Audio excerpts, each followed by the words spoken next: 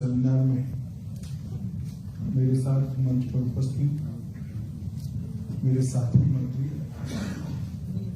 जो गवर्नर का काम देखते हैं श्रीमान किशन रेड्डी जी, हम सबके यजमान असम के मुख्यमंत्री श्री हेमंत बिश्व शर्मा जी, भारत सरकार के गृह सचिव, भारत सरकार के सामाजिक न्याय एवं अधिकारिता विभाग के सचिव, सभी राज्यों के मुख्यमंत्री गृह मंत्री महोदय, सभी राज्यों के chief secretary, director general of police और भारत सरकार के उपस्थित सभी अधिकारियों के साथ साथ एनसीबी के सारे अधिकारी।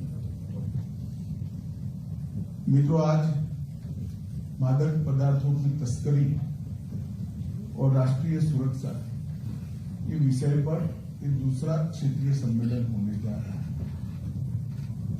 इसके पहले चंडीगढ़ में एक सम्मेलन हुआ था, जिसमें कश्मीर से लेकर दिल्ली तक के सभी उत्तरी हिस्से के राज्यों को समाहित कर एक समान स्ट्रेटेजी के तहत ड्रग के खिलाफ एक लड़ाई लड़ने का निर्णय किया गया और आज नॉर्थ ईस्ट के सभी राज्यों को एकत्रित यहां पर आकर ये लड़ाई को और गति देने का हम प्रयास कर रहे हैं। अफगानिस्तान और म्यांमार ये दोनों पूरे देश में और दुनिया में ड्रग पहुंचाने के प्रमुख क्षेत्र हैं। जब अफगानिस्तान या म्यांमार से ड्रग्स आते हैं तो स्वाभाविक रूप से देश के उत्तरी हिस्से को और देश के उत्तर पूर्व के क्षेत्र को वो सबसे ज्यादा प्रभावित करते हैं, क्योंकि देश में और देश के माध्यम से विदेश में जाने के लिए यही एक रास्ता होता है, यहां से एंट्री होती है। तो ड्रग के खिलाफ लड़ाई इसके एंट्री पॉइंट पर ही ढंग से लड़ा जाए, इस दृष्टि से ये दोनों क्षेत्रीय सम्मेलनों को सोचा गया था और भारत सरकार के गृह मंत्रालय ने दोनों सम्मेलनों को आहूत करने का निर्णय किया। आज शुरुआत में ही आपने देखा लगभग 40,000 किलो का ड्रग, जिसकी मूल्य सैकड़ों करोड़ों में होता है, वो 40,000 केजी ड्रग हमने यहां पर जलाने का ऑनलाइन कार्यक्रम किया है।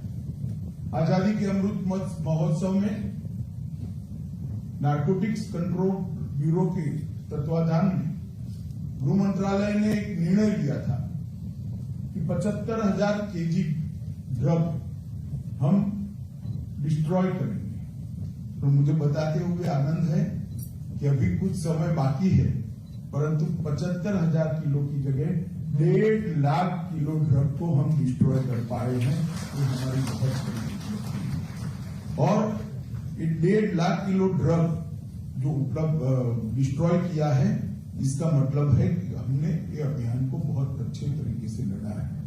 मित्रों, आज जब मैं यहां पर आया हूं तब देश के सम्माननीय प्रधानमंत्री श्रीमान नरेंद्र मोदी जी ने आजादी के अमृत महोत्सव के वर्ष में हमें एक लक्ष्य दिया है, drug free India. Drug free India के लक्ष्य को प्राप्त करने के लिए सभी राज्य और केंद्र सरकार की संबंधित एजेंसी और भारत सरकार का गृह विभाग और केंद्र सरकार के राजस्व विभाग, स्वास्थ्य विभाग और समाज कल्याण विभाग, ये सब मिलकर एक साझा रणनीति के तहत काम नहीं करते हैं तो ड्रग फ्री इंडिया का स्वप्न हमारा साकार नहीं हो सकता।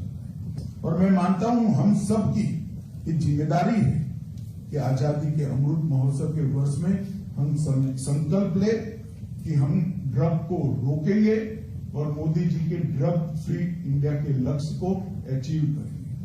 मित्रों, ड्रग अगर देश के अंदर हम पूर्णतया रोक लेते हैं तो इसके साथ साथ डर्टी मनी को भी रोकते। डर्टी मनी जब रुकता है तो अनेक प्रकार की देश विरोधी प्रवृत्तियों पर भी एक रोक लगने का काम है। देश की सुरक्षा और ड्रग के कारोबार को आज अनेक केसों का विश्लेषण कर कह सकते हैं कि ये दोनों के बीच में अब कोई अंतर नहीं रह गया है। कहीं न कहीं देश के अंदर इंसर्जेंसी को बढ़ावा देने वाले लोग, आतंकवाद को पानी डालने वाले लोग और हथियारों की तस्करी करने वाले लोगों का संबंध ड्रग की तस्करी के साथ सीधा आता है।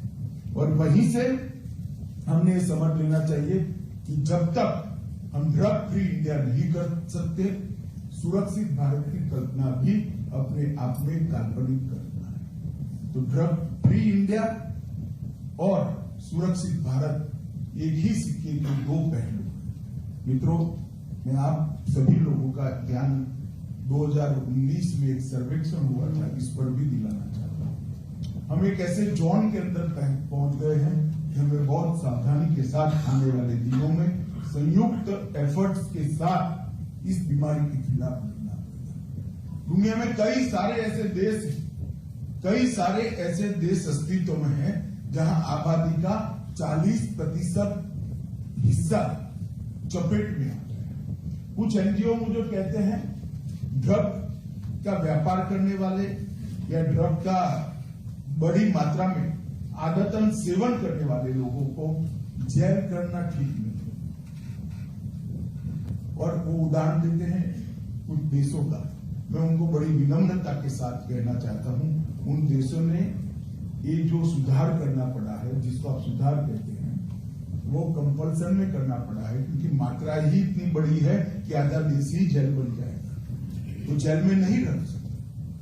भारत सरकार का ये अप्रोच बहुत स्पष्ट है कि ड्रग का जो सेवन करता है वो विक्टिम है और ड्रग का जो व्यापार करते हैं, ड्रग की तस्करी करते हैं, वो गुनहगार है। और दोनों के प्रति हमारा अलग अप्रोच है।